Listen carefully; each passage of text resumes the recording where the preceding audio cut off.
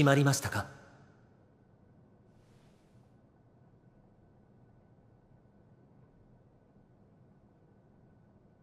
裏切らない。もしも裏切ったら殺していい。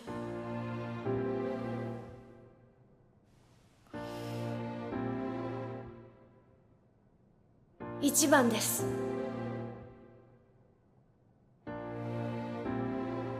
わかりました。では1番の方は前へ。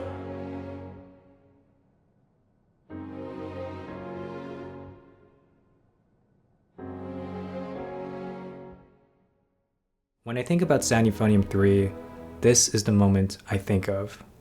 Easily the defining moment of the season, set within the defining episode of possibly the entire series as a whole. This is the culmination of everything built up by Season 1, Season 2, the movies, and of course, Season 3. And yet it's also one of the biggest, most shocking, devastating, and controversial twists in recent anime history. Hey guys, Andre here, and welcome back to my shelf. Happy Eupho Sunday. It is the 10th anniversary of Sound Euphonium and the first anniversary of Sound Euphonium 3, so we're celebrating by doing a deep dive into the narrative themes of Season 3 and exploring the path that Kumiko followed to get to the stunning finale where she lost the Soli audition but led KyoAni to win gold at the National All Japan Band Competition. If you saw my previous video, the 2024 Anime Year in Review and Top 10 video, you already know I named Sound Euphonium 3 my favorite show of the year and gave my overall thoughts. If you haven't seen that video, spoilers, but well, if you want to hear my thoughts on some of the other amazing anime that came out in 2024, please check it out. But today we're fully focused on Sound Euphonium 3 and how it pulled off that insane twist that made fans all over the world weep while fully exploring the themes of leadership, hard work, and the search for one's purpose. Some of the questions I want to answer in this video are: who is Mayu and what challenges does she bring Kumiko as the club president? What made Kumiko the right choice to be club president, and how do her actions lead KyoAni to victory? Why did Kumiko lose the Soli in the end, and for what reason did they change the ending of the novel? And why did Kumiko choose the career path she ended up choosing? We start with Season 3, Episode 1, Aratana Euphonium. And this video isn't just going to be in like chronological order, but I feel like it's good to start with Episode 1 because it sets up the status quo before it is quickly broken. Following right after Ensemble Contest, Kumiko enters her third year at KyoAni High School as the new Wind Ensemble Club President, and she is joined by her not-boyfriend Shuichi as the Vice President and her girlfriend Reina as the Drum Major, a role that was previously only for the annual Sunrise Festival, but is now a permanent position for the entirety of the band's competition run. A minor but welcome change for a leadership team set on claiming gold at Nationals. The first episode also introduces us to some of the new first years, including a first-time Euphonium player named Kaho, a couple of eccentric first-time tuba players named Yayoi and Suzume, and most importantly, an experienced clarinetist named Sally. Apart from that, it's same old for the KyoAni Wind Ensemble and for our favorite kiddos in the bass section. That is, until the arrival of one Kuroe Mayu. ごめんなさい。私、黒江真由と言います。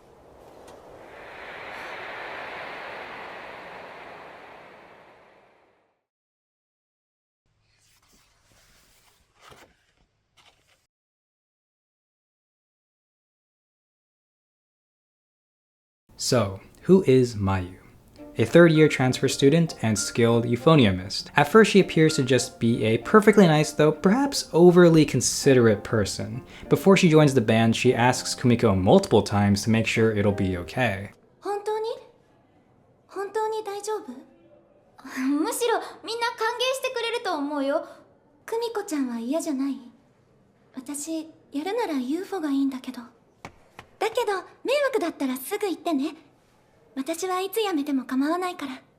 You'd think President Floof here would by this point know instinctively what kind of trouble a presence like Mayu could bring to the band, but she either doesn't realize it yet or is purposefully trying to ignore it. Interestingly enough, behind the scenes, none of the actors were told in advance how the story would end, except for Tomatsu Haruka, the voice of Mayu. でも私だけアフレコ始まる前に実はシナリオ全話いただいてたんですね。読んどいた方がいいっていうポジションだったので、なのであえて1話のアフレコの前日に最終話を読んでから臨んだんですけど、うわーなんかだったんですね。ヒリヒリしてました一人だけ。Nevertheless, Mayu peacefully joins the wind ensemble as Kitauji's newest Euphonium player, boasting the same amount of experience as Kumiko. And as a character, Mayu basically steps back into the periphery for the first half of the season. A slightly mysterious presence for sure, but not causing any trouble or worry. She gets along with everyone, she adapts quickly during ensemble practice, and she gives good guidance to the first years. The first sign of anything vaguely ominous concerning her comes in episode 3, Mizuiro Prelude, the episode featuring Sally. In this episode, a rumor surfaces that a contingent of the first year students plan to quit the club due to Reina's strict coaching. Obviously, as the club prez, it's important to Kumiko to talk to them and try to address and solve the problem, but Mayu says, そんなに大げさにすることかな。部活辞めるって普通にあることでしょ。そんなにしなくても。でも仲間なわけだし。辞めたい子は辞めて部活から解放されるし、残った子はその子を気にせず演奏に集中できるようになる。むしろいいことなんじゃない？たかが部活なんだし。Mayu loves music and she enjoys playing in an ensemble, but she has no attachment to Kitauji or its members. Of course, part of that comes simply from the fact that she's a third-year transfer student, but a big part also comes from her troubled backstory, which we learn much later in the season. But of course, Kumiko doesn't know this yet, and she is instead left with a vague, uneasy feeling whenever she interacts with Mayu. In episode 5, Kumiko finds herself rejecting Mayu's invite to go to the Agata Matsuri with her and lying to her about already having plans with Reina. And in episode 6, when Mayu finds Kumiko playing Hibike Euphonium to herself, Kumiko hesitates to share anything about it with her. Though for her part, Mayu seems desperate to fade away into the background most of the time. When the band decides they will be holding auditions before each major competition, Mayu asks Kumiko multiple times if she should forfeit the auditions. And each time, Kumiko, being reminded of Kanade's experience in Chikai no Finale, tries to convince her otherwise. It isn't until episode 7, the pool episode, when Kumiko finally understands why she is put off by Mayu. She reminds her of her middle school self. The very same middle school self who didn't care that her band won a dud gold, who blurted out to a sobbing Reina, 本気で全国行けると思ってたの？ the very same middle school self that Kumiko is desperate to grow out of. 中学の頃の私に戻っちゃいそうで、特に目標もなく言われたまま流れに乗ってこんなもんかって毎日過ごして。 But Mayu has an even weaker sense of self, explaining in the pool episode that she doesn't have any strong preferences or opinions on anything. But can that really be true? We'll come back to that later, but let's talk about what really are the biggest similarities between Kumiko and Mayu, and why Kumiko sees her reflection in Mayu. Well, for one, they both have a naturally passive, go-with-the-flow kind of personality. Despite actively trying to grow out of it, Kumiko admits as much during her student-teacher meeting with Michie sensei. つまり将来のビジョンが描けていないということだな。はい、昔から流されがちというか。 Kumiko and Mayu have also both been described as nice by their kohai, which, as we know from Haruka's experience in season 1, is the go-to adjective when you have no idea how to describe someone.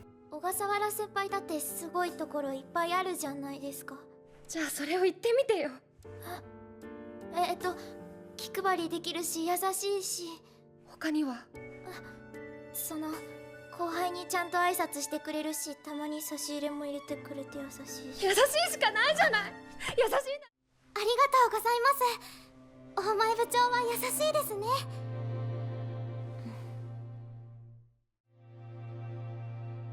いや、優しいとかじゃなくて部長と下級生もみんなまゆちゃんのこと大好きだって言ってるよ。話しやすいし優しいしちゃんと教えてくれるし。それはそうした方がみんなが喜んでくれるから。本当はしたくないってこと？どうなんだろう。 Most importantly though, Mayu mirrors Kumiko's middle school self in the way she lacks any strong ambitions or desires. Back in middle school, Kumiko's apathy towards competition put her into direct conflict with Reina. Now, Kumiko is just as motivated as Reina to bring Kitauji gold in nationals, which is putting her into direct conflict with Mayu. All Mayu wants to do is play in an ensemble. She couldn't care less about nationals. That's why she keeps asking Kumiko if she ought to forfeit the audition. That's why she asked Kumiko if it would be okay to join Kitauji's band in the first place, and that's why she had such apathy towards the first years who were planning on quitting.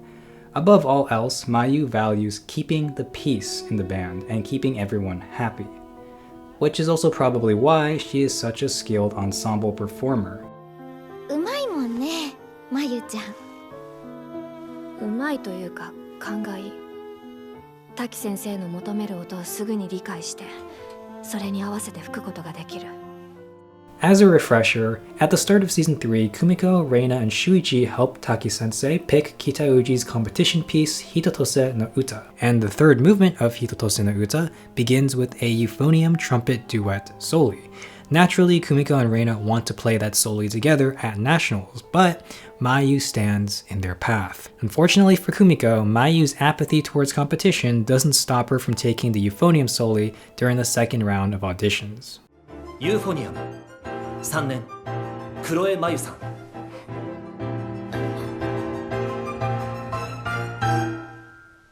はい。 So the question is, how does Kumiko overcome Mayu? Does she even? And how does Mayu continue to challenge Kumiko in the climactic second half of the season? In an interview for the Eupho 3 Memorial Fanbook, series director Ishihara Tatsuya said this about Mayu. The way I look at it, Kumiko has already defeated two boss characters, Asuka during her first year, and Kanade during her second year. But when I read the third year novels, I felt that Kumiko could not defeat the character of Mayu. Even after the pool episode, even after Kumiko realizes why she is magnetically repelled by Mayu, she still doesn't have all the pieces together to know how to overcome that. She's able to help out all the other band members who have come to her with problems by this point, which we'll talk more about later, but the Mayu problem is still, well, a problem. In the second half of the season, Mayu continues her shtick of basically every 5 minutes asking Kumiko if she should forfeit the next audition or if they should switch parts. やっぱり私辞退した方がいいんじゃないかな。やっぱり辞退しようか。やっぱり変わった方がやっぱり To the point that the usually level-headed Kumiko finally loses her patience. Sidebar, but I just have to shout out the amazing acting performances in this season on both the animation side and the voice side. This scene in particular I think is so impressive and subtle, the way you can both see and hear how much Kumiko is struggling to control her frustration while talking to Mayu. 久美子ちゃん大丈夫？どうしたの？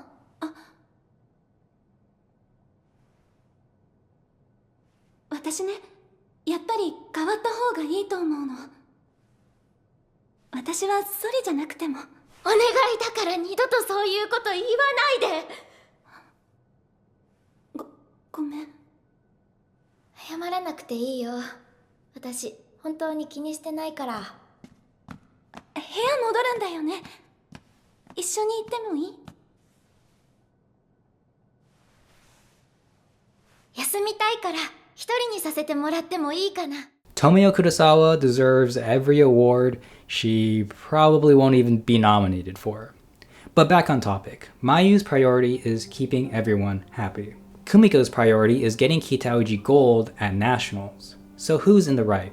Obviously both are chasing ideals. There's no way to make sure everyone is 100% happy, and there's no way to 100% ensure Kitauji's chances of getting gold. But because Kumiko is so laser focused on that goal, well, at least a lot more so than Mayu, at this point in the season she still has yet to see the mistake she's making with Mayu. Part of Kumiko's selfish ideal is that everyone in Kitauji participates in the auditions whether they want to or not. The reason being, again, their goal is to go to nationals and win gold, something they failed to do the last 2 years, and so they want the absolute best skilled players their club has to offer. If someone doesn't want to audition, like Mayu, it's just a matter of convincing them to, like Kumiko did successfully the previous year with Kanade. That's why Kumiko keeps defending Kitauji's meritocratic system and not truly trying to listen to Mayu, just trying to change her mind to no avail. 私が選ばれて嬉しい人なんて本当にいるのかな。いるよ。誰？部員全員。Funnily enough, this is not the first time Kumiko fell into that particular rhetorical fallacy. でもみんな言ってます。アスカ先輩がいいって。みんな？みんなって誰？それは。But Mayu isn't totally blameless here either. The very fact that she keeps asking Kumiko the same thing over and over and over again without changing her strategy shows she isn't really trying to understand Kumiko's side either. Plus, is Mayu really being true to herself when she says that she doesn't care about the auditions or the soli? Well, first let's answer the question. How does Kumiko overcome Mayu? And by that I mean, how can Kumiko help Mayu understand her perspective while also understanding and respecting Mayu's perspective as well? Well, it seems almost too simple, too obvious, but they just need to talk.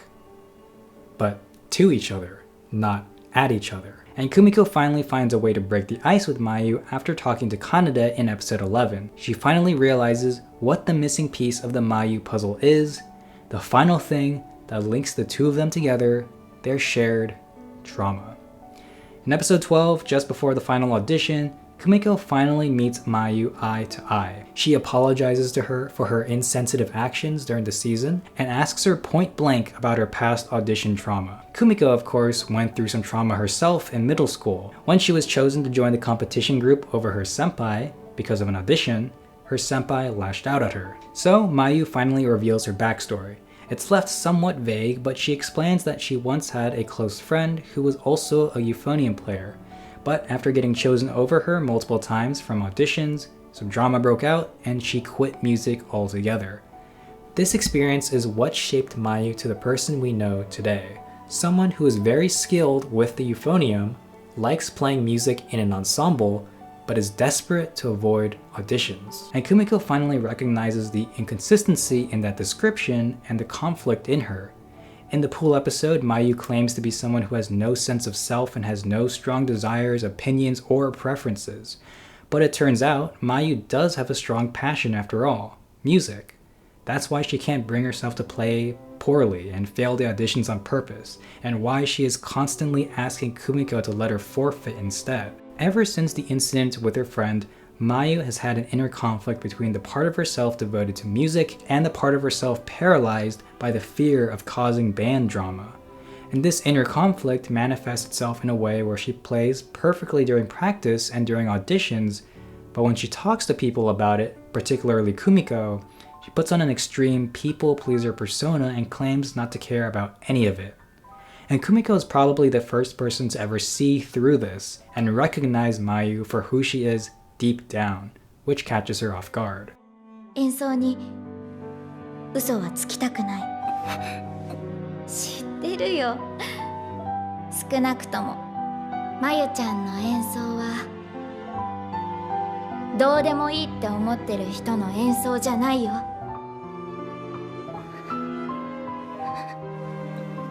To bring it back to the video game boss analogy that Tatsuya Ishihara brought up earlier, this conversation with Mayu in episode 12 is Kumiko's final battle, and she just discovered the enemy's weak point and delivered a critical hit. Kumiko goes on to explain that Reina was the one who broke her from her middle school passivity, and because of the experience they had in their first year at Kitauji with the trumpet solo audition, they made a promise. 音で決めるべきだ。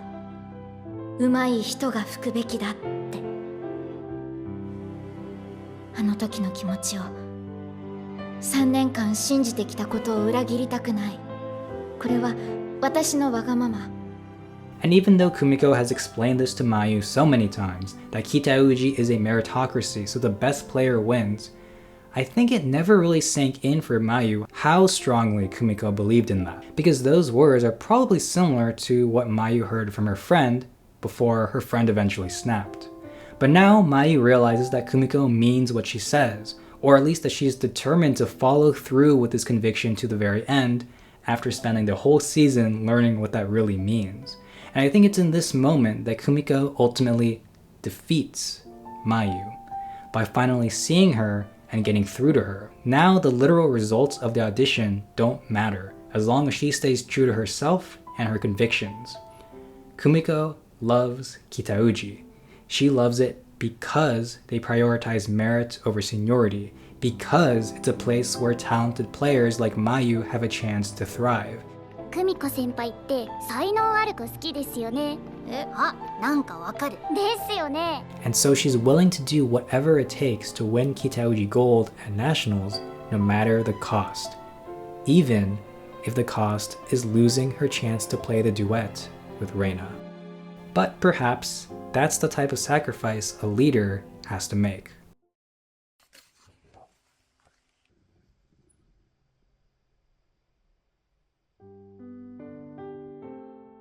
So what made Kumiko the right choice to be the next Kitauji Wind Ensemble Club president in the first place?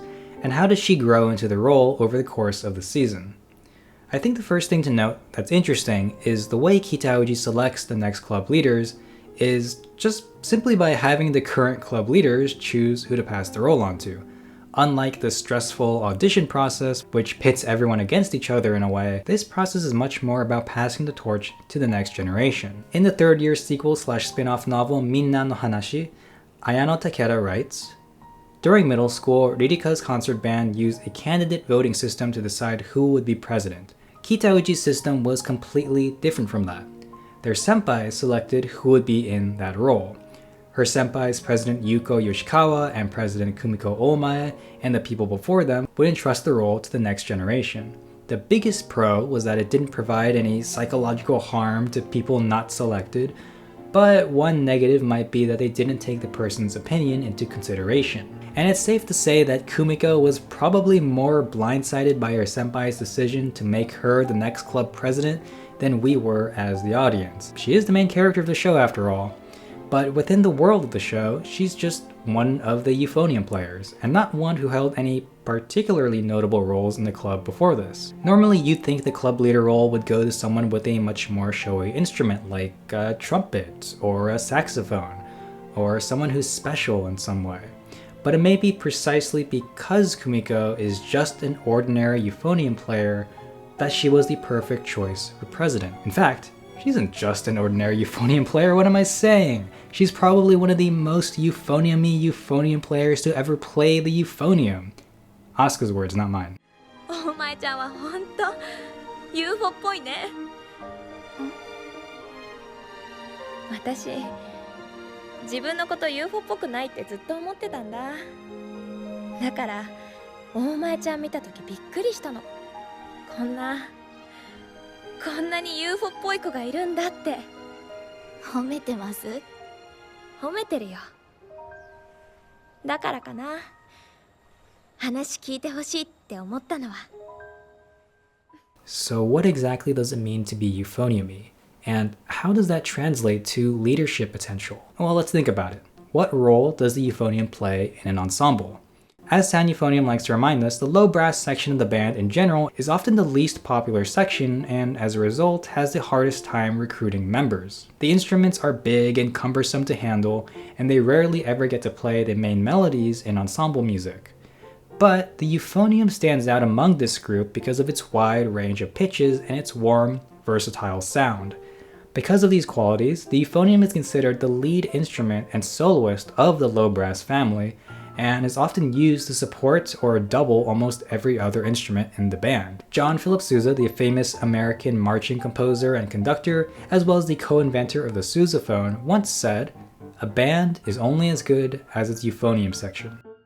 And whether she did it knowingly or not, just like a euphonium, Kumiko really did naturally find herself supporting or getting involved with players from nearly every section of the band during her first 2 years at Kitauji, from tuba players to other euphonium players, to sax players, trumpet players, flute players, oboe players, trombone players, and percussion players, she touched the lives of so many people in the band without even necessarily trying. The fact is, even before she became club president, Kumiko's schoolmates liked and trusted her, enough for some of them to even open up to her. In metaphorical terms, she has a natural talent for opening windows, whether she knows it or not. 窓開けるのうまいね。え？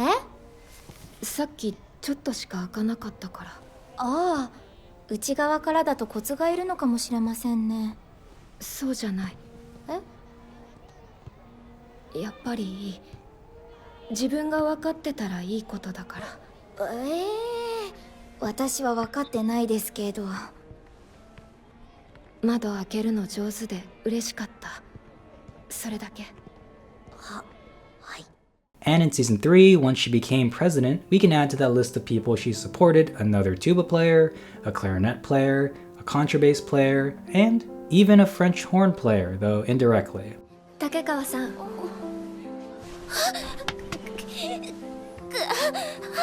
初心者のあなたがここまでできるって見せてくれたから、みんなも頑張れたんだと思う。ありがとうございます。ありがとう。聞いてたの？ I don't know if this necessarily means Kumiko makes an effective leader per se, but she no doubt is a natural-born supporter of people. And in a Kitauji governed by meritocracy, where skills are prioritized over any individual's feelings, I think that makes Kumiko uniquely qualified to be president and add the human being back into the equation, more so than even her most talented peers. それは理解できないんじゃなくて、自分の努力不足を棚に上げて思い通りにならないって、そんな言い訳か文句が大半でしょ。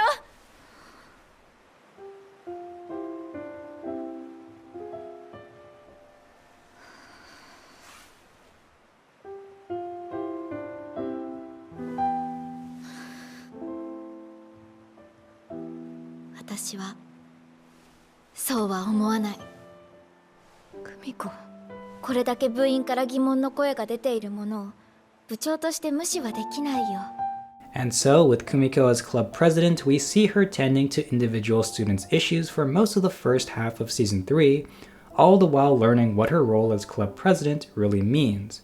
She won't be able to fix every problem, but as the club president, just being available as a safe space for students to have their concerns heard makes a world of difference. サリーちゃん個人の悩みでも他の1年生の問題でも全部話してよ。きっとみんなどこか似たような悩み抱えてると思うから。で、これじゃ何一つ解決になってないよね。でもちゃんと話せばなんとかなるんじゃないかって私は思ってる。だって目指してる場所は同じだから。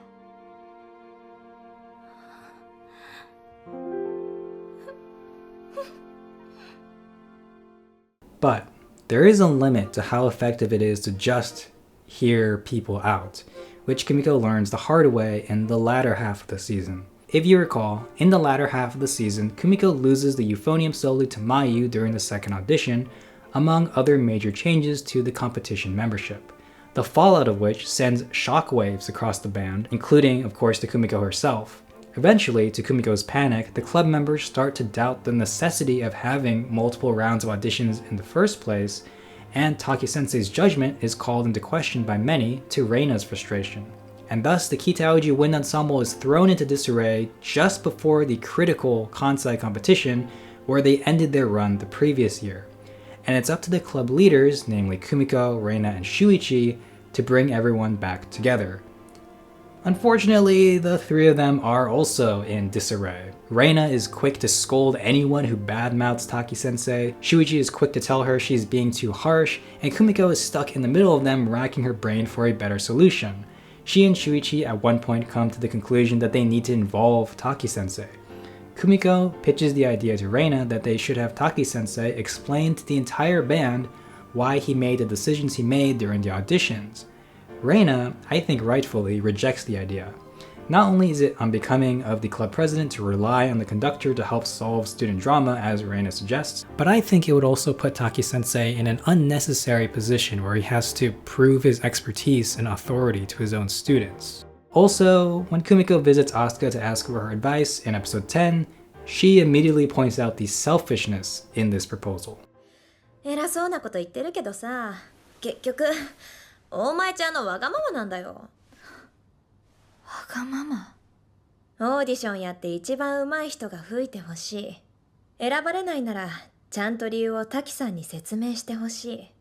それって全部大前ちゃんがすっきりしたいからでしょ？ So yeah, bad idea. But to Kumiko's credit, she is right in that as club president, she cannot ignore the concerns of the band members the way Reina is willing to. That doesn't mean they're right, but she must acknowledge their concerns and find the best solution. The first step she takes is asking Taki-sensei privately about some of the audition results. From this conversation, she recognizes that all Taki's thinking about is the music and what team composition will give them their best chance at nationals, which is exactly what Kumiko, Reina, and Shuichi want. In other words, it was disrespectful to doubt Taki-sensei so much, or at the very least, to lay all the blame at his feet. He's focusing on what he should be focusing on, and they need to trust him and also accept part of the blame for the band's current state themselves. They are the ones who pitched the idea of having multiple auditions in the first place. So then, how should they deal with the band members' confusion and dissatisfaction? During practice, when someone brings up their concerns, Kumiko tries to tell them, 今練習中だからとりあえず後にしよう。話は聞くから。 and 部内のそういう声は幹部も理解しています。ただ今年はこの形で進めると決めたので which unfortunately comes off as Kumiko hiding behind the club exec's title and also instead of receiving their complaints, just trying to shush them. The club leader's biggest mistake is failing to communicate their feelings to the club members, which, as Asuka suggests by way of roast, should be something Kumiko is uniquely good at, considering how many times she's unintentionally blurted out-of-pocket remarks throughout her life. But after taking on this leadership role and trying to grow past her middle school identity, Kumiko somewhat lost that habit, not realizing what an asset it could be. Because, as the club prez, Kumiko needs to learn that she can't just expect the band members to think like her. She and the other leaders need to clearly and openly communicate what they are thinking so that the band can all be on the same page, working towards the same goal. And with that little push from Asuka and Kaori, she does just that, with an impassioned speech that addresses the band's concerns and inspires them to push past the Kansai competition and proceed to nationals for the first time in 2 years. それでも私は北内で全国金を取りたい。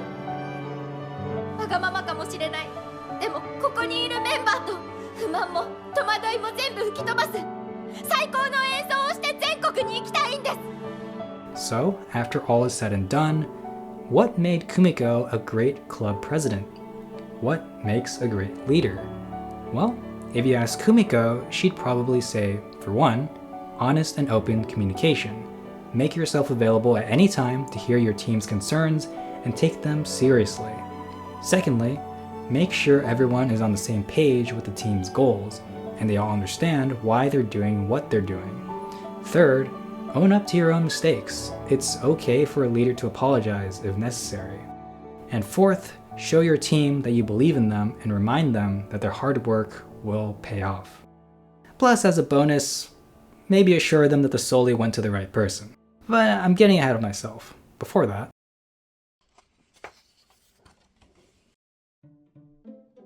alright, in this segment of the video, let's address some of the major criticisms that Sound Euphonium 3 gets from some fans. After all, as we just talked about, it's important to hear out everyone's concerns. And I'll talk about how much I agree or disagree with them and why. Welcome to the failures of Sound Euphonium 3.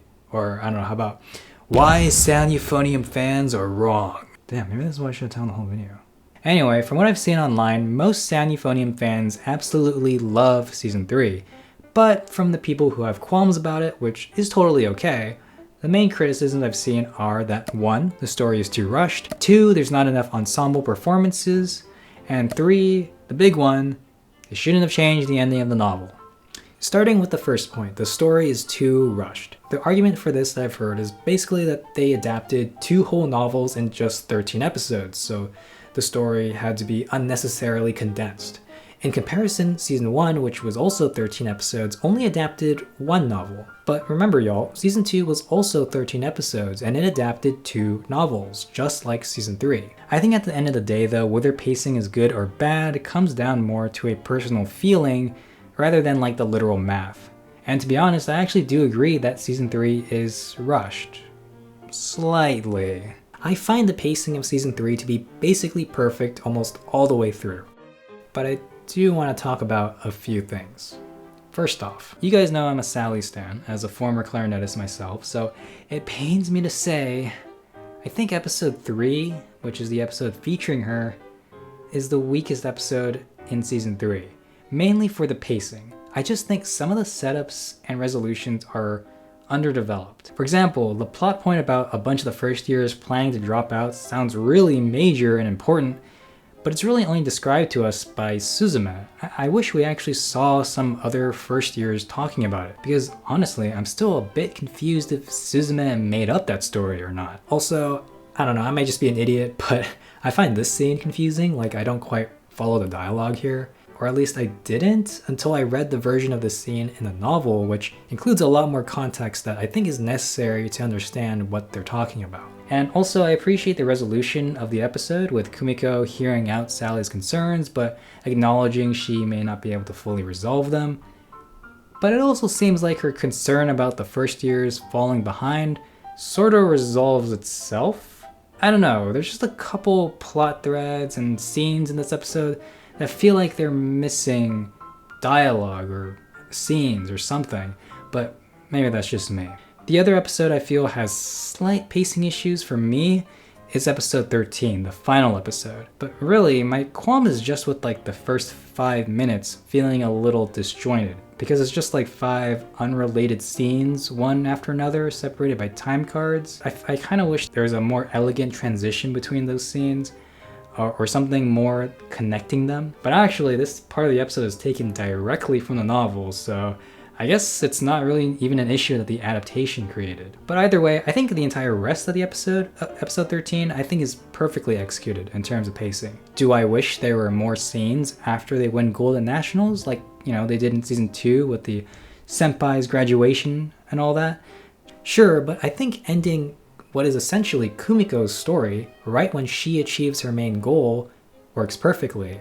And I feel like any extra scenes would feel more at home in like an OVA, or maybe after the credits in next year's compilation movie. And the last episode I have an issue with in terms of pacing is episode 4, which is the episode that features Motomu. Well, I guess this isn't really a pacing issue. This actually ties more into the second main criticism that this season gets, the lack of musical performance scenes. So yeah, I wish they found space in episode 4 for at least part of Kitauji's Sunrise Festival marching performance. Like even just a minute or even 30 seconds of the performance. But we don't see anything. Again, it's not a big deal. It's not like important to the story that we see this performance, but it is a bit of a shame considering we got to see the previous 2 years' Sunfest performances almost in full. Other than that, I honestly have no issue with the season holding off on a big musical performance until the very end. Personally, I feel like the performances in past seasons were best used for ending major story arcs with a bang. And in season 3, which is basically just one long story arc, the fact that we are deprived of a full performance until the very end makes that final performance hit so much harder. Anyway, let's move on to the final major criticism that season 3 gets, and that's Kumiko and Reina swapping swimsuit bottoms because... ew. Alright, I'm just kidding. The final major criticism that season 3 gets is Kumiko losing the audition. Let's finally talk about it.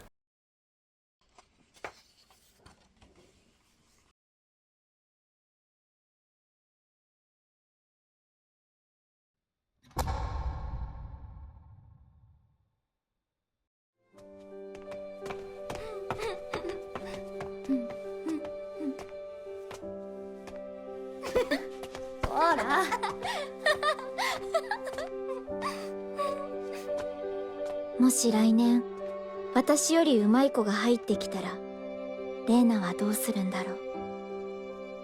一瞬頭をよぎったその疑問に私は蓋をした。私がまだです。そうでしたか。決まりましたか。 So let's recap what happens. As you know, in Kitauji Wind Ensemble's competition piece, Hito Tose no Uta, the third movement opens with a euphonium trumpet duet. And of course, our euphonium trumpet lovebirds, Kumiko and Reina, want to do it together. Reina, of course, has no trouble winning the trumpet part, or soli as they call it, in all 3 auditions. Kumiko wins the euphonium soli in episode 6 during the first round of auditions for the Kyoto competition. But then in episode 8, during the second round of auditions for the Kansai competition, she loses the soli spot to Mayu. In the third round of auditions for nationals, it is announced that Kumiko and Mayu tied, and Taki-sensei has decided to have them re-audition in front of the whole band and let them decide, as he did for Reina and Kaori in season 1. And when it finally came down for the band's vote, it again ended up as a tie, with Reina's vote being the tiebreaker. And who did she choose?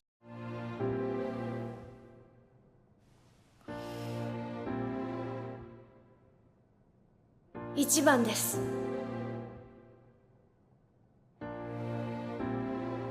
わかりました。では全国大会のユーフォニアムのソリは黒江真由さんに決定します。 In the novel, this played out a bit differently. Kumiko wins the soli in the third round of auditions, and that's that. There is no tie and there is no re-audition with the whole band voting. So naturally, the change in the anime got a lot of fans talking. It's a devastating development that gives Kumiko her biggest setback ever, and right before the series finale. Many love this change, many hated it. But either way, we all cried just as hard as these fictional anime girls did. Which goes to show you the strength of the writing up to this point. Of course, this change is definitely the most controversial thing the Sound Euphonium anime has ever done in its adaptation of Ayano Takeda's novels. So, why did they make such a huge departure from the source material? What does this change add to the story? In 2016, Ayano Takeda wrote, "Hard work pays off, but not always in the way you hope it will." That's the rule I follow when writing the Eupho series. There's drama at schools other than Kitauji High School too, and all the club members are working hard. Whatever the outcome, I think they'll gain something they can cherish for the rest of their lives. Referencing this quote, Juki Hanada, the screenwriter for the Eupho anime adaptation, had this to say. Takeda-sensei once said, "Hard work pays off, but not always in the way you hope it will." And I've always kept that in the back of my mind. So for the final season, a big part of me thought it would be meaningful to have one of Kumiko's wishes not come true in the story. When it came to deciding which of her wishes would not come true, I considered maybe having her romance with Shuichi fail, or having her fail her college entrance exam, but neither of those felt right. After mulling it over, the idea of her losing the soli but winning gold at nationals was a development that I felt would be rewarding for Kumiko, even if it wasn't exactly what she had wished for. Losing gold at nationals was never an option for the ending of the series, but the choice of Kumiko not winning the soli wasn't necessarily a big departure from the story. Rather, isn't it a sign of the path that led Kumiko to her chosen career, as well as proof of Kitauji's growth? I consulted with Takeda-sensei, and she told me that the anime is the anime and it could have its own route. So that's not to say that the anime made a better choice than Ayano Takeda's own novels. I'm sure the decision to have Kumiko win in the novels was well considered and makes sense for the story as presented in the novels. But, those novels, by the way, were published over half a decade ago in 2019, so I would be curious if Takeda would have had a different approach had she written them today. But as Takeda herself said, the anime is the anime, and it's only natural for it to pave its own path. Anime and novels are different mediums, and their stories have different structures and require different approaches. After all, people consume a weekly show, much differently than they would a novel. The way I see it, because this season is the conclusion for not just the series as a whole, but also specifically for Kumiko's character arc and her coming of age, it makes sense to give Kumiko a setback that's more personal and more devastating than anything she's faced before. And you could argue that her losing the second round of auditions in episode 8 and the band going into disarray following that was enough of a challenge for Kumiko to overcome, but that was more as the club president. And maybe you could argue that Reina telling her she's a failure of a president was already enough to feel like Kumiko's biggest loss, but that's more about her relationship with Reina. I think we needed something that challenged Kumiko as an individual and more directly tied into her individual arc. In the Eupho 3 fanbook, series director Tatsuya Ishihara said this: "It's an anime original development where Kumiko experiences a major setback at this point. We thought that if we didn't let Kumiko experience failure at least once, it wouldn't truly be her story. So we added it. By giving Kumiko herself that feeling of frustration, she finally understands why Reina once said, 'I'm so frustrated I could die.'" Except, just kidding. Although it sounds like it, Ishihara did not say that in reference to Season 3 Episode 12, and this quote isn't in the Season 3 fanbook. He actually said it in this Season 1 fanbook in reference to that season's 12th episode. But the point still stands. If you think about it, Kumiko hasn't really suffered a personal setback since Season 1 Episode 12. You know, the famous Umaku Naritai episode where she was also removed by Taki-sensei from a specific part in that year's ensemble piece. But she's grown and changed as a person so much since then. And you can see the difference now in what this setback means to Kumiko, how she handles it, and what she takes from it. So although this outcome is different from the one in the novels, in my opinion, it certainly does not betray Ayano Takeda's vision for the series as a whole. Ignoring the novel's version of the events, which I'm not super familiar with anyway because I haven't read the entire novel, let's just think about the anime as its own separate thing. If Kumiko had just won the Soli in the final audition in episode 12, it may have been a pleasant ending, sure, but I think it would have given us the nagging feeling that Kumiko's life ended up working out kind of perfectly, and she didn't ever have to face a true loss. Juki Hanada said in the same interview, "A big factor for me was that Reina's wish to become pro musicians together with Kumiko was not going to come true. So if Kumiko had gotten the Soli, I felt that she'd be the only one who had everything going exactly as she wanted." To add to that, we already talked about how Kumiko overcame Mayu by getting through to her and recognizing her passion for music. Mayu may say she doesn't care about playing the Soli, but I think it would have disappointed her more than she would dare to admit had she lost the audition. Hard work pays off, but not always in the way you hope it will. Kumiko led Kitauji to gold at Nationals, but she lost the Soli audition. Reina led Kitauji to gold and is getting to study abroad for music school, but she doesn't get to do either with Kumiko. Mayu gets to perform with an ensemble, but she had to play by Kumiko and Kitauji's rules and take the Soli from her. I think any other ending to the Soli conflict would have just felt safe. And safe is okay, but this is not a safe series. Sound Euphonium is a show that dares to ask, how do you deal with failure? How do you deal with your future not shaping up the way you hoped it would? How do you deal with a difficult choice? What was the point of all your hard work? 頑張るって何ですか？たくさん練習して毎日居残りしてそれで上手くなっても何もないかもしれないんですよ。そんなの当たり前だよ。一生懸命頑張って努力してでも結局ダメだったなんて誰にでもあることだよ。そんなことばっかりだよ。いつだって頭をよぎるよ。やってもダメかもって叶わないかもってこんなに練習して結果が出なかったらどうしようってうまくいかなくて後悔したらどうしようってでも私は頑張れば何かがあるって信じてる。それは絶対無駄じゃない。1年間みんなを見ていて思いました。こんなに練習しているのに上手くならないはずない。こんなに真剣に向き合ってるのに響かないはずない。北宇治なら取れる。私たちならできるはず。だから自信を持って今までやってきたことを信じて。だから私が伝えたいことは。 Allow me to finish that thought, Prez.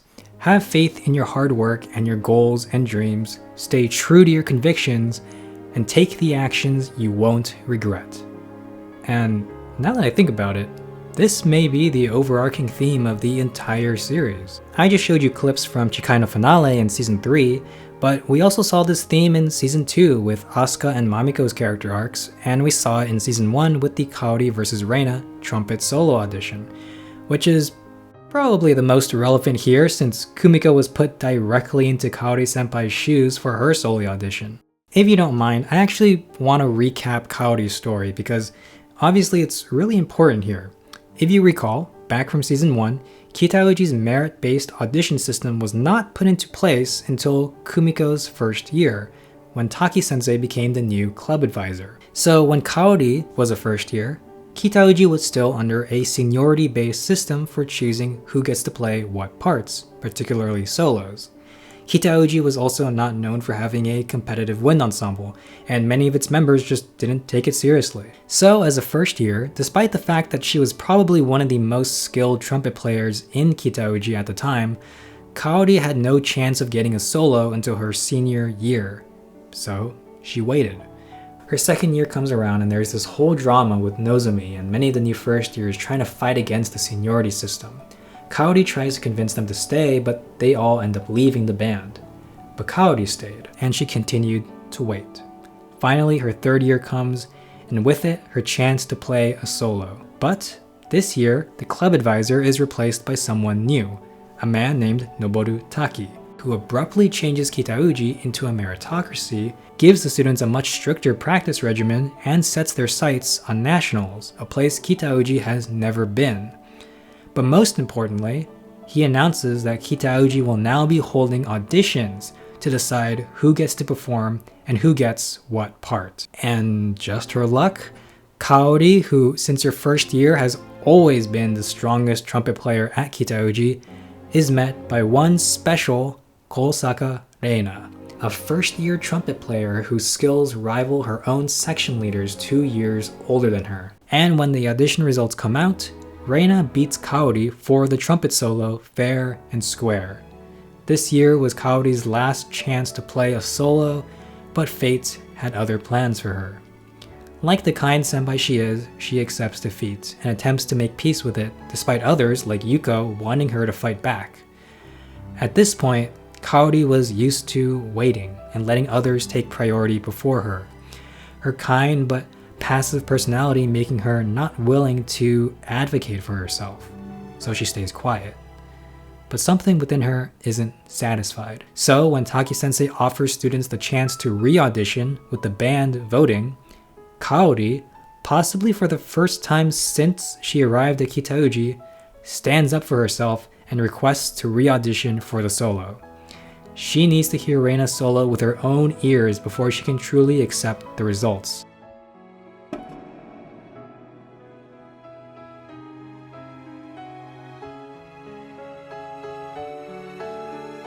ソロパートのオーディションをもう一度やらせてください。 At the solo re-audition, they both perform beautifully, and the vote is tied. But when Taki-sensei offers the solo to Kaori, and this is the key moment, Kaori declines. 吹かないです。吹けないです。先輩、ソロは高坂さんが吹くべきだと思います。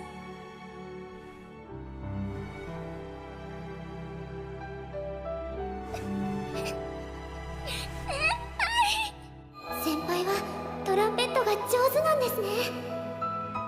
上手じゃなくて好きなの。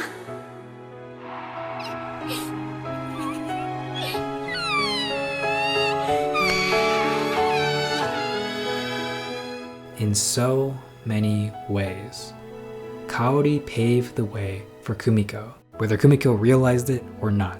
It's interesting because they never had any significant one-on-one interactions, but they probably could have been really close. Kaori was the first big example for Kumiko of a senpai, a leader in the club, sacrificing her own personal dreams in favor of what was best for the club as a whole and for the next generations of students. She showed Kumiko how someone with a passive personality can still advocate for themselves, what it means to be a good senpai, a good leader, and what it actually takes to stay true to your convictions and work hard towards a goal as ambitious as getting gold at nationals. She showed Kumiko how to take the actions she won't regret. Anyway, Kaori senpai might be one of my favorite senpais if you couldn't tell. That scene of her listening to Reina's solo during the prefectural competition at the end of season 1 with that gentle smile of acceptance, it always gets me. She is such a great senpai. But back to season 3.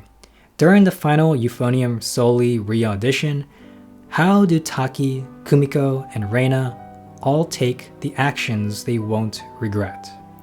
Well, Taki-sensei believed Mayu and Kumiko were of genuinely equal ability, so he decides that instead of leaving it to a coin flip, he should let the entire band weigh in on who they believe will give them all the better shot at getting gold.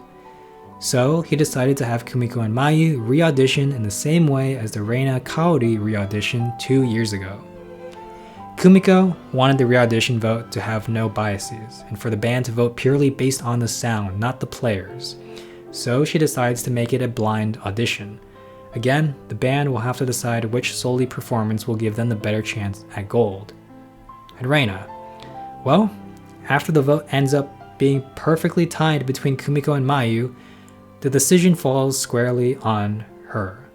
For someone like Reina, who has always held strong convictions, clear goals, and abundant self-confidence, this is probably the most difficult choice she has ever had to make, and she clearly feels the weight of it. Even though the audition is blind, for better or for worse, she obviously can still recognize which one is Kumiko. And as much as she would of course love to play the Soli with Kumiko during nationals, they've been saying that since their date in episode 5, Reina needs to pick which player will give them the better chance at getting gold at nationals.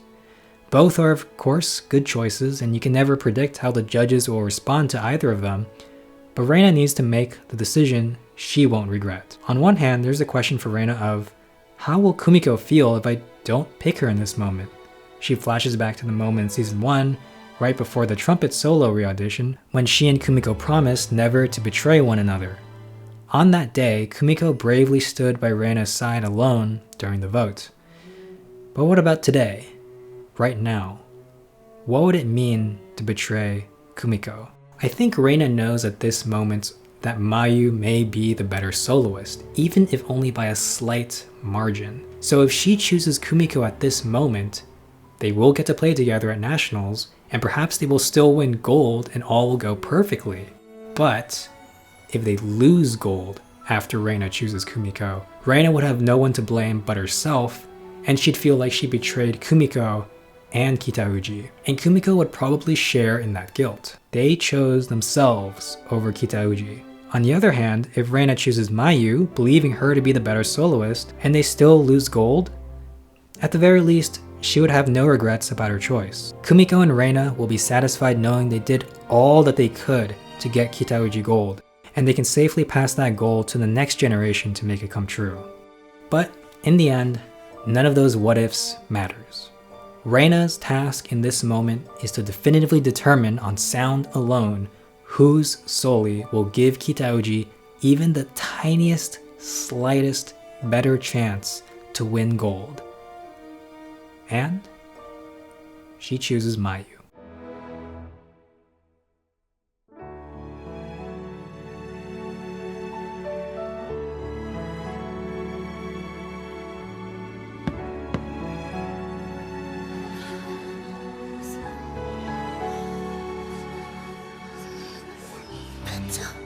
And Kumiko makes the decision that no matter who wins the re-audition, she would stand confidently before the band and declare that this was the best choice for the Kitauji Wind Ensemble, and with it,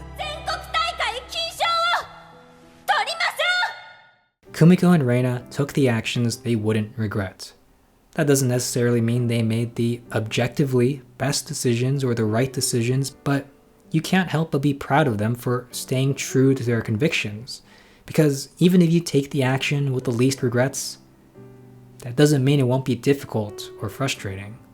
Kumiko and Reina wanted to lead Kitaoji to gold at nationals above all else. In an ideal world, they would have gotten to do that and play the Euphonium trumpet duet together and go off to music college together and become professional performers. But the real world isn't ideal. They had to choose which of their wishes they wanted to prioritize over the others. Like Kaori-senpai before them, they made the difficult choice to relinquish one of their dreams for the sake of Kitaoji and Kitaoji's future generations. If that isn't what leaders do, then I don't know what is. And while Kumiko may have lost the Soli audition to Mayu, if you think about it, it's really impressive how far she got. Mayu is fully devoted to music and nothing else. The reason she is so skilled is because she did little else but practice.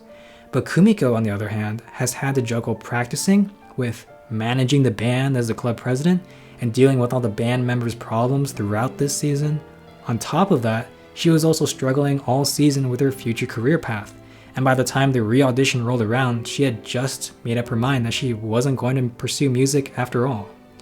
The fact that despite all that, Kumiko still basically tied with Mayu is already evidence of both her talent and her hard work paying off. Just, not exactly in the way she hoped.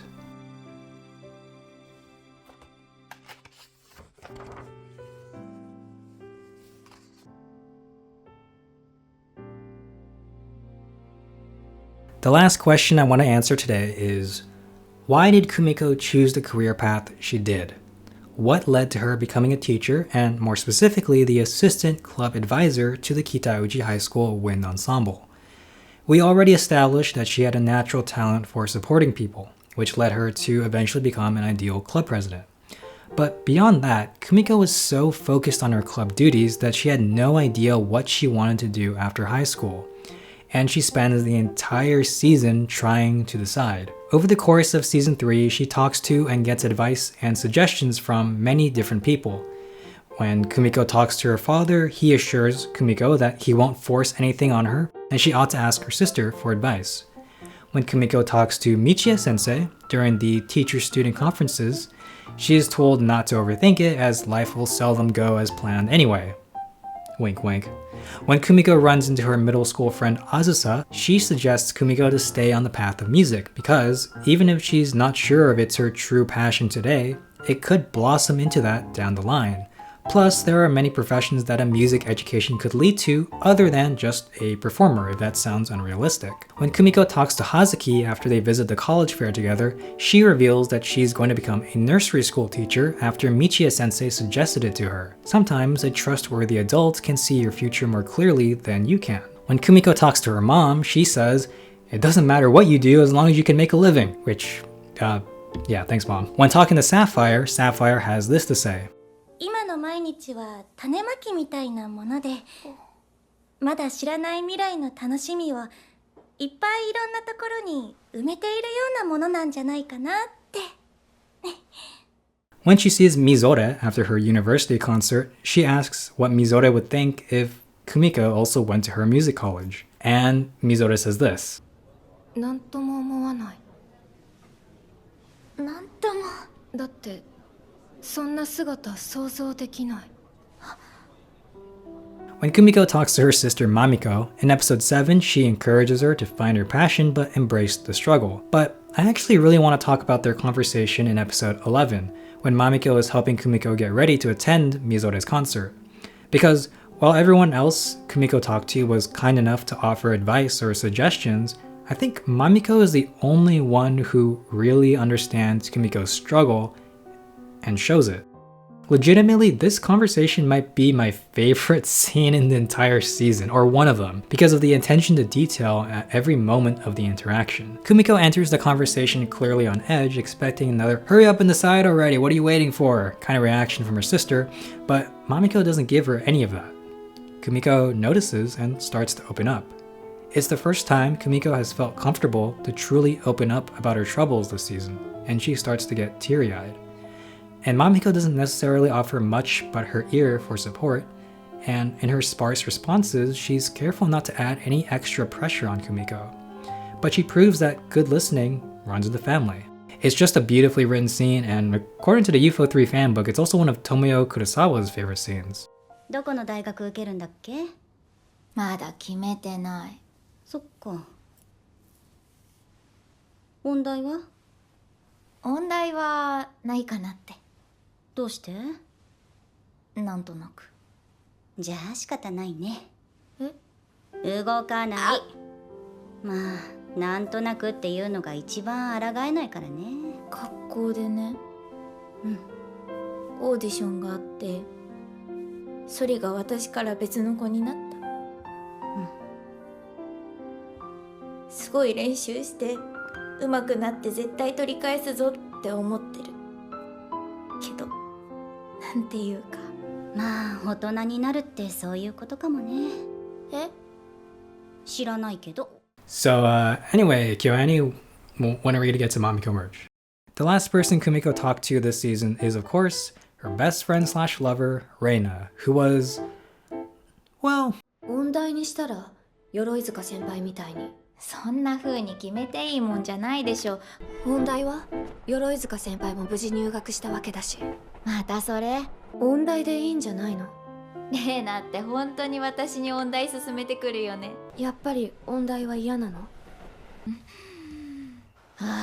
Reina means well. She knows she's going to music school and she just wants her girlfriend to come with her, or at least be on a similar path as her. This of course reminds me of Liz and the Bluebird.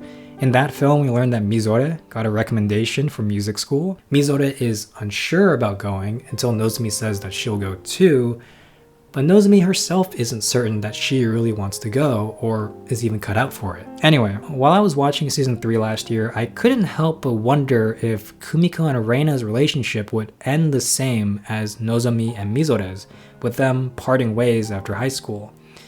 Or would Kumire be a counter to Nozomizo, and at the end of high school they would end up together happily ever after? After all, Kumiko and Reina's love for each other has proven to be stronger and more mutual than Nozomi and Mizore's, at least until episode 9. Unfortunately for the future of Kumire, their paths would diverge just like Nozomizo's at the music school decision. 今の気持ちで行くのは失礼な気がする。じゃあ普通の大学？それが普通なんだと思う。私みたいに目標がない人間にとっては。そう。でもそれはそれで嫌なんだよね。保留にするのは簡単だけど、それはきっとダメなんだよ。なんか見つけなきゃ。レイナ！私やっぱり音大には行かない。平気だよ。私たちは変わらない。クミコ。レイナは特別だから。私にとって唯一変わらない。私の特別だから。じゃあもっと特別になってくる。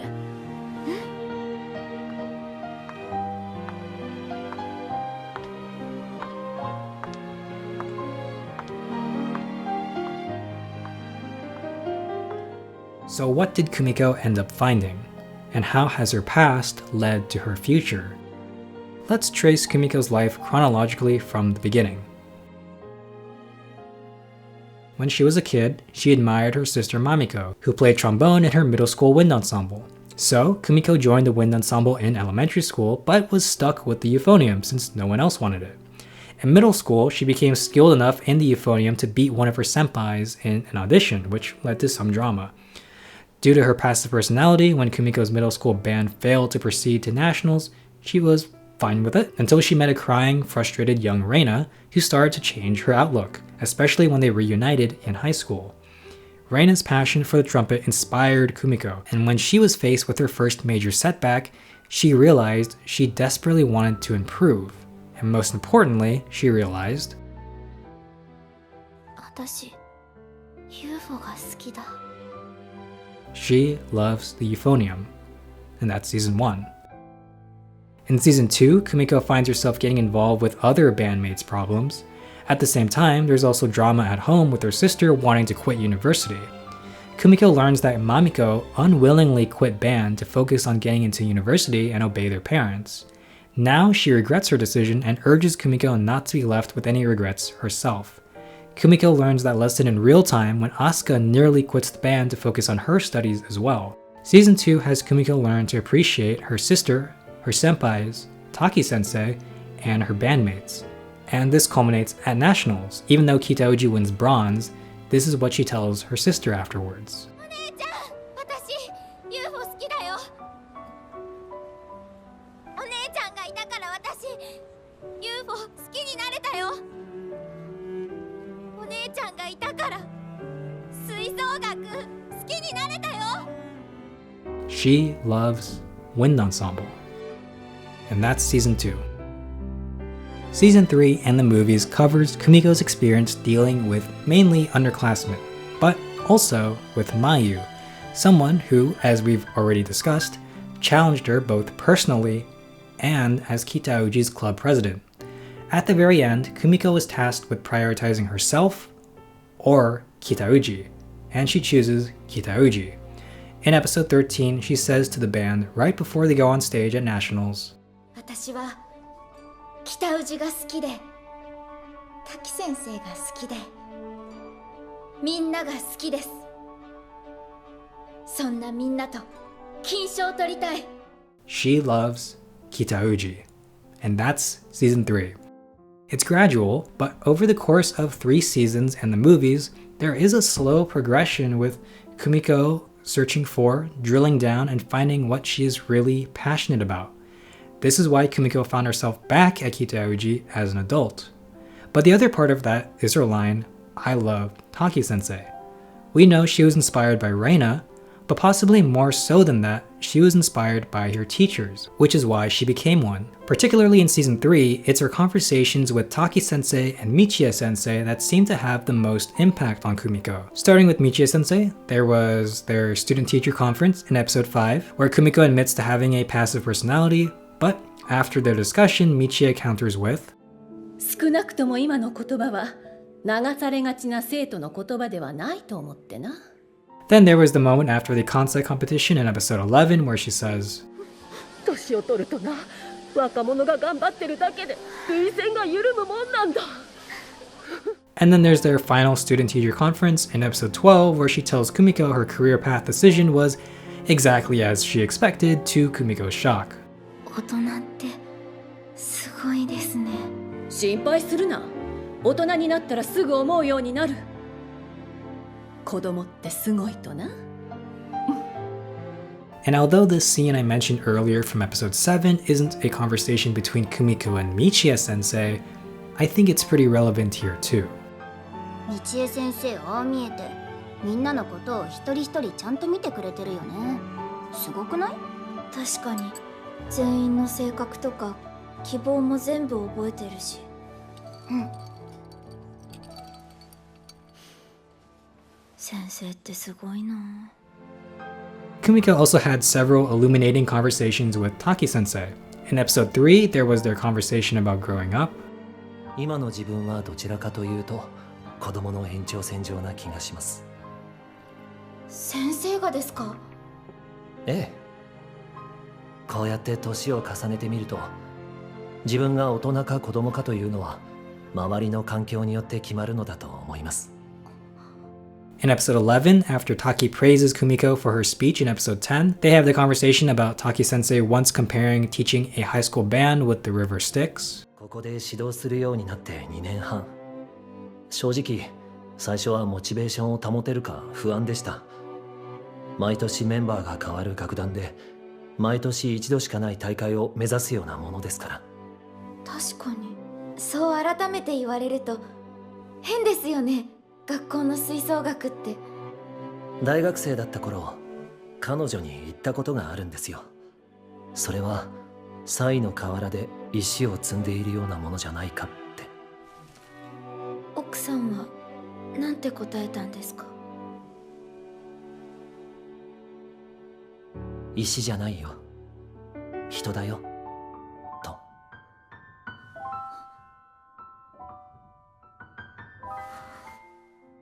And last but not least, there is their conversation in episode 12, when Kumiko asks Taki-sensei to make the final Soli audition blind, and they get into a discussion about the challenges of achieving one's ideals. 生徒がこんなにもしっかり向き合っている。自分が理想としているところに到達するのは難しい。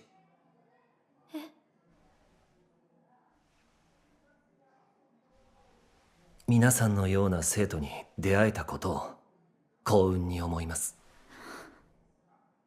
先生。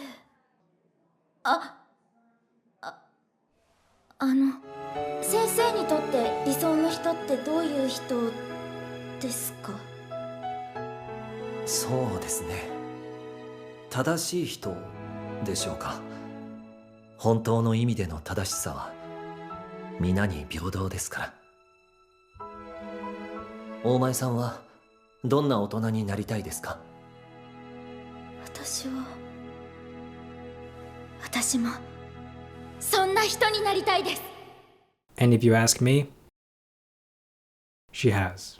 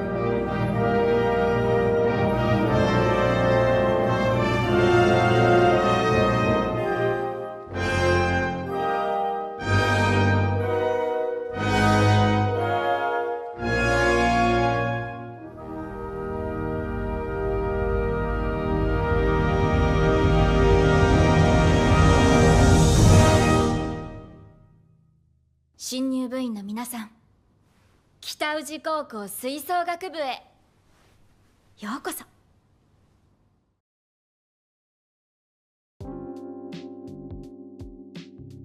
Hey everybody, happy 10th anniversary to Sound Euphonium. Thank you so much for watching this video essay. It was a lot of work. I had to fast track it in order to get it out on time for the 10th anniversary. But yeah, I wanted to say happy 10th anniversary to Sound Euphonium. Happy 10th anniversary to everybody who's ever worked on Sound Euphonium, and of course, everybody who has ever loved Sound Euphonium, my fellow Eupho fans. So this video is already like an hour and 15 minutes long, but guess what? I still have stuff I want to talk about. I have a little list here. This is going to be unscripted, okay? So I have a couple things I want to talk about. First off, this t-shirt. So in my top 10 anime of 2024 video, which was the previous video on my channel, I wore this t-shirt throughout the video, and a couple people, I'll say, in the comment section asked me where I got it. And the answer to that is that I made it. So if you're interested in this t-shirt, please let me know down in the comments of this video down below, because I am looking into making this available to order. This particular t-shirt I'm wearing right now, I got it printed at like the cheapest t-shirt printing site I could find on the internet, and so the quality of the print is actually not very good if you look closely, and also the t-shirt itself is not super comfortable, to be honest, which is why I'm wearing like something underneath it. But I do want to find a place that has better quality printing and better t-shirt like material as well, that's also not like super expensive. So if you're interested in potentially buying this t-shirt, please let me know in the comments below, and subscribe, because I'm going to be updating you guys in a future video on the status of this, where you can buy it, how much it'll be, all that stuff. So subscribe, stay tuned. Next thing, so this video essay that you guys just watched ended up being like an hour and 14 minutes. I think in my top 10 anime of 2024 video, I actually said it was going to be an hour and 12 minutes, but I think I slightly underestimated that and ended up being an hour and 15 minutes. I'm actually still editing it right now, but yeah, it was already a long video, but there is still so much to talk about in regards to San Euphonium 3. I basically only focused on the Kumiko character arc and a little bit on Reina, but mostly just Kumiko's character arc. But there's so much more to San Euphonium 3 and so much more to San Euphonium in general that I could have talked about that I didn't even touch on. Just to name a couple, I barely talked about the evolution of the Kumiko and Reina relationship over the course of the season. I barely touched on their marriage, their divorce, and the vow renewal at the end. I didn't really talk about Kanade at all. I came to really love Kanade a lot over this season. Hazuki had some interesting moments in this season. I mean, she finally won, or she finally passed the audition, and she finally made it into the competition group. Congratulations to Hazuki. I barely talked about Motomu. He had his own entire episode to himself. He had a whole arc to himself, which is crazy and really cool because I believe he's the only male character in San Euphonium to get his own dedicated episode. Other than maybe Taki-sensei in season 2, but like male student character, Motomu's the only one. Also, in regards to Motomu and his character arc, there's a lot of great moments with Sapphire, and I feel like I also got to like appreciate Sapphire a lot more in this season because of some of the things that happened there. Another thing I didn't get to talk about, Sally. So, if you guys don't know, I was a clarinetist for 9 years when I was in elementary, middle school, and high school, when I was in band. So I obviously feel a connection with the clarinet characters in San Euphonium, but unfortunately there haven't really been any major clarinet characters in San Euphonium, just background characters up till now. And suddenly, all of a sudden, with both Ensemble Contest and Season 3, we are getting a lot of clarinet love. And it kind of feels like Kyoto Animation and Ayano Takeda are just like doing this just for me. It feels like it's just for me. Because in Ensemble Contest, of course, at the end of Ensemble Contest, the clarinet ensemble group wins. And then in the beginning of Season 3, when they're deciding what competition piece to go with, they end up choosing Hitotose no Uta because, as Kumiko says, they want to introduce Kitauji with the sound of clarinets. And Hitotose no Uta opens with a clarinet solo. And of course, to go along with that, we got a whole clarinet protagonist, or not protagonist, but a clarinet major character in the show, a new character, freshman clarinetist. Another thing I didn't really talk about at all in this video essay was just the incredible animation and production of the whole show. Like, they're at a completely different level, even compared to the previous seasons and movies that were already like at another level. If you're interested in learning more about the animation and the production, some of the behind the scenes details, I do highly recommend checking out Sakuga blog and Kevin's articles, 2 articles I think on San Euphonium 3. And it's a really great blog in general if you're interested in learning more about the animation industry, or the Japanese animation industry. I'm gonna leave that as a link in the description below. Another thing that's gonna be in the description below. So I mentioned this, or I referenced it a couple times in the video essay, but in the San Euphonium 3 Memorial Fan Book, this guy, there is a great interview with Juki Hanada and Tatsuya Ishihara, the screenwriter and the series director for San Euphonium 3, just talking about the process of writing San Euphonium 3. So I referenced and quoted it a couple times in the video, but I actually translated the entire interview while I was doing the research to do this video. So I'm gonna leave a full translation down in the comments, or sorry, the description below, as like, I'm not sure, probably a Google Doc or something, but it's gonna be in the description below if you wanna read that full interview. I think it's really interesting, but also I do recommend buying the San Euphonium 3 Memorial Fan Book if you have the means. Okay, anyway, this is going on too long. I should probably end the video soon. Last thing, one more announcement. This is the 10th anniversary of San Euphonium, so this is not going to be the end of my San Euphonium videos for the year. I have a couple more San Euphonium videos that I'm planning that are in the pipeline that are going to be released later this year. So look forward to those. Subscribe if you're interested.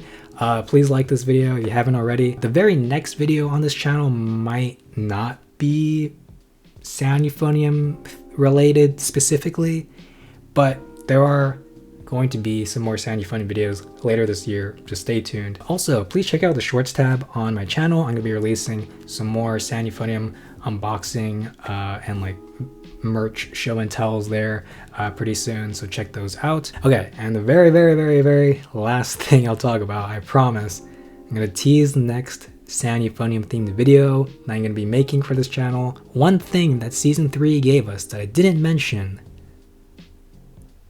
is some new pilgrimage locations.